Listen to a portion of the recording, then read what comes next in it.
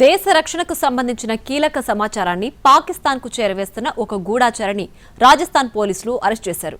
జైసల్మేర్లోని DRDO guest house కు మేనేజర్గా పనిచేస్తున్న మహేంద్ర ప్రసాద్ అనే కాంట్రాక్ట్ ఉద్యోగిని పాకిస్తాన్కు చెందిన గూఢాచార సంస్థ ఐఎస్ఐకి దేశ రహస్యాలను లీక్ చేస్తున్నాడనే ఆరోపణలతో పోలీసులు అదుపులోకి తీసుకున్నారు.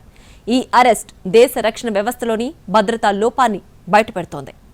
ఇక్కడ చూడండి, ఈ ఫోటోలో ఉన్న వ్యక్తి పేరు మహేంద్ర ప్రసాద్. పేరుకు రాజస్థాన్ జైసల్మీర్లోని డిఆర్డీఓ గెస్ట్ హౌస్కు మేనేజర్గా పనిచేస్తున్నాడు. కానీ పక్కా దేశద్రోహి.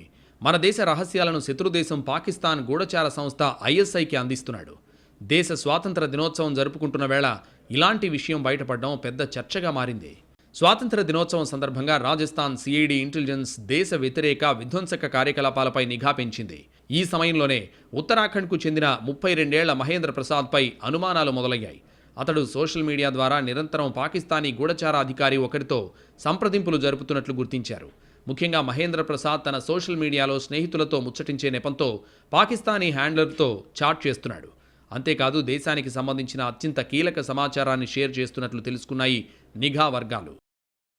ముఖ్యంగా మహేంద్ర ప్రసాద్ డిఆర్డీఓ శాస్త్రవేత్తలు, భారత సైనిక అధికారులు కదలికలకు సంబంధించిన సమాచారాన్ని పాక్ ఏజెంట్లకు చేరవేస్తున్నాడని పోలీసులు తెలిపారు.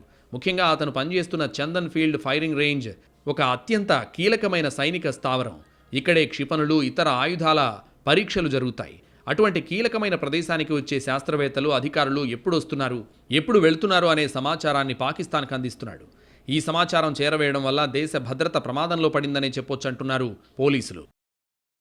ఇక మహేంద్ర ప్రసాద్ను అదుపులోకి తీసుకున్న తర్వాత అతడి మొబైల్ ఫోన్ను పోలీసులు పరిశీలించారు. ఈ క్రమంలో అతడు పాకిస్తాన్కు చెందిన ఎవరెవరితో సంభాషించాడు, ఏ సోషల్ మీడియా హ్యాండ్లర్లు ఉపయోగించాడనే దానిపై ఆధారాలు లభించాయి. వాటి ఆధారంగానే అతన్ని అరెస్ట్ చేసి గూఢచర్యం కేసు నమోదు చేశారు. ఈ మొత్తం వ్యవహారంలో ఇంకెవరికైనా సంబంధం ఉందా, భద్రతా ఉల్లంఘన ఏ మేరకు జరిగింది అనే అంశాలపై ఆరా తీస్తున్నారు.